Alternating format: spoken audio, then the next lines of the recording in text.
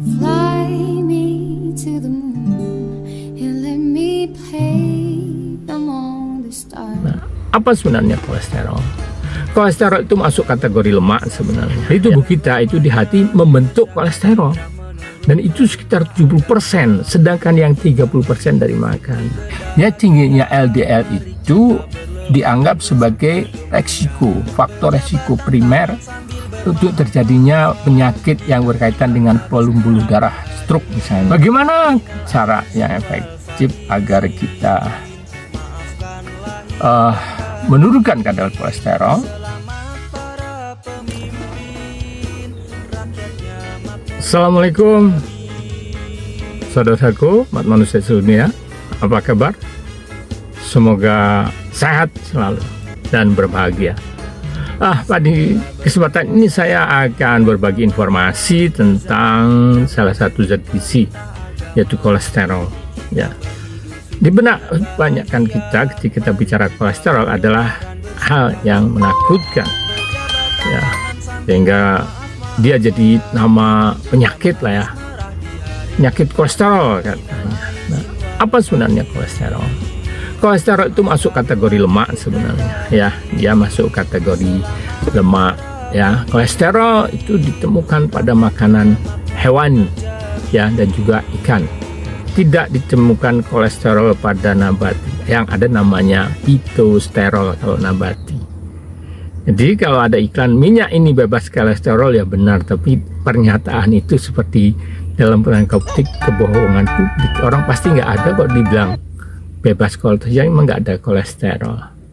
Ya, dari mana kolesterol dalam tubuh asalnya? Ada dua sumber. Yang pertama dari makanan, yang kedua dibentuk ya oleh hati. Jadi tubuh kita itu di hati membentuk kolesterol. Dan itu sekitar 70%, sedangkan yang 30% dari makanan. Jadi sebenarnya sebagian besar kolesterol tubuh kita dari mana? Dari dalam tubuh kita sendiri.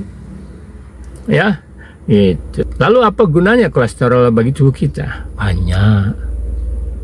Ya. Vitamin D.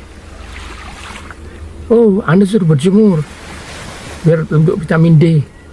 Ya enggak matahari tiba-tiba cahayanya jadi vitamin D, enggak.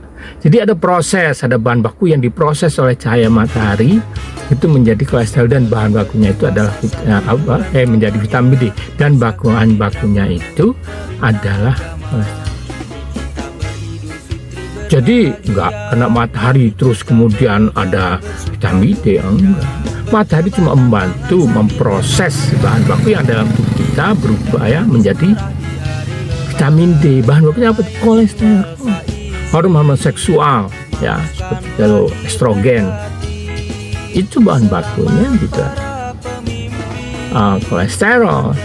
Anda kalau makan biar diserap lemaknya oleh tubuh kita butuh kolesterol. Jadi fungsinya banyak, penting ya. Jadi kolesterol itu tidak momok.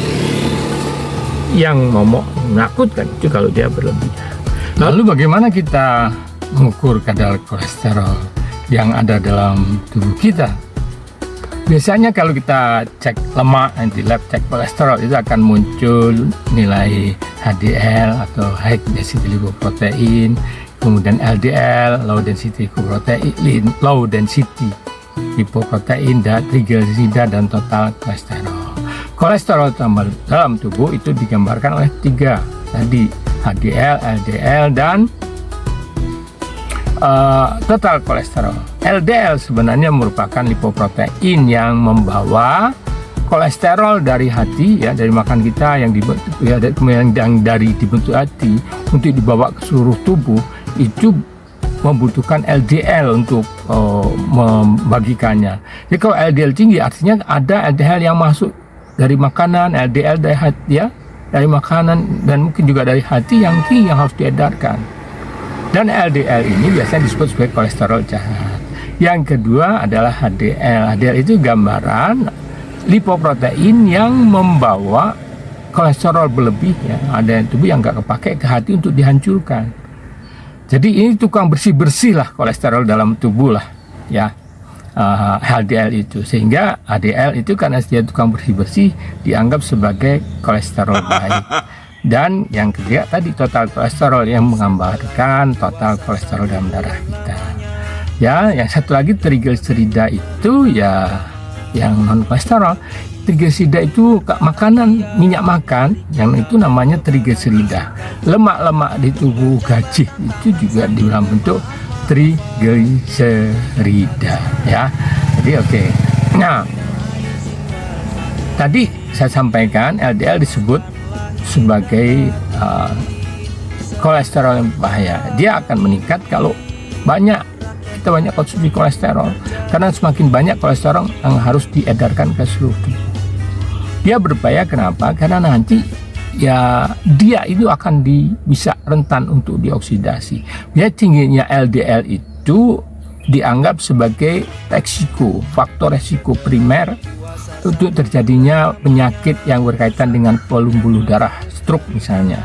Ya, LDL dalam pembuluh darah itu bisa dioksidasi. Ya, kalau LDL tinggi kan peluang oksidasinya tinggi, bisa dioksidasi oleh radikal bebas. Ya, nanti karena udah oksidasi dia bisa memulai atau menginisiasi pembentukan lapisan atau kerak ya di pembuluh darah. Kalau terus membesar, nanti pembuluh darah kita mampet dan itu artinya stroke.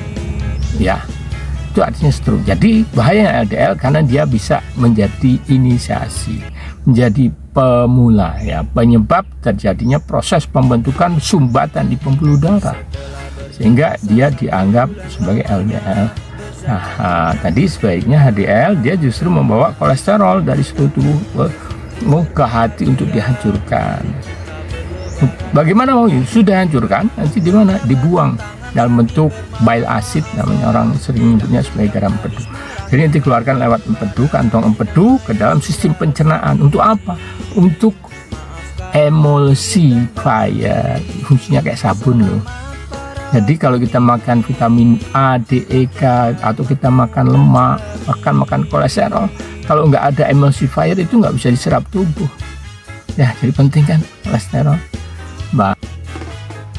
Hati jadi fungsinya dua, ya, bisa menciptakan ya, tadi sudah 70% kolesterol dan juga dapat menghancurkan kolesterol. Bagaimana cara yang efektif agar kita menurunkan kadar kolesterol? Ya, kita tahu tadi yang istilahnya yang modifiable sebenarnya lebih pada makanan. Yang ingat ya, supaya 70% kolesterol tubuh itu diciptakan di hati. Ya, itu sebenarnya bisa juga dengan obat atau zat tentu itu bisa dihambat juga.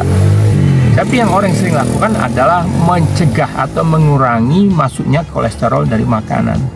Ya, jadi bagaimana menurunkan LDL, menurunkan kolesterol? Ya, kurangi makan kolesterol.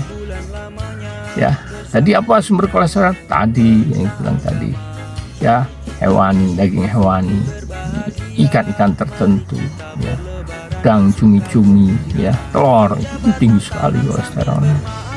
Ya, jadi mengurangi itu. Ya, atau kita memperkaya, kan kolesterol harus diserap, atau memperkaya zat yang bisa mencegah penyerapan kolesterol. Apa contohnya? Ya, serat. Atau tadi ya di kolesterol yang di tanaman, sterol yang fitosterol itu bisa mencegah penyerapan kolesterol. Nah, jadi kita makan yang sumber fitosterol yang tinggi. Ya, kacang-kacangan itu biasanya mengandung fitosterol. Ya, jadi mengalihkan protein hewani. Kalau kita makan protein hewani kan otomatis kita makan kolesterol karena di hewani itu banyak kolesterolnya. Jadi menggantikan protein hewani dengan protein kacang-kacangan itu cara bijak kalau Anda mengalami masalah tingginya kolesterol, ya. Jadi itu saya simpulkan, kolesterol itu penting begitu kita. Yang momok menakutkan itu kalau berlebihan itu bisa terdeteksi dalam bentuk tingginya LDL dan total kolesterol. LDL tinggi itu bisa memulai menginisiasi terjadinya stroke. atau penyakit-penyakit yang berkaitan dengan penyumbatan pembuluh darah.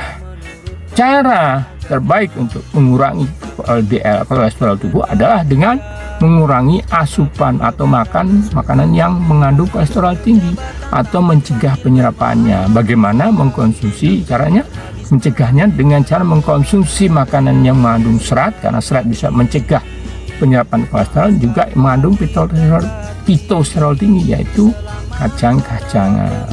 Dengan cara itu, insya Allah Anda akan sehat dan memiliki kadar lemak, kadar kolesterol darah yang normal. Dan semoga bermanfaat. Saya akhiri. Assalamualaikum warahmatullahi wabarakatuh.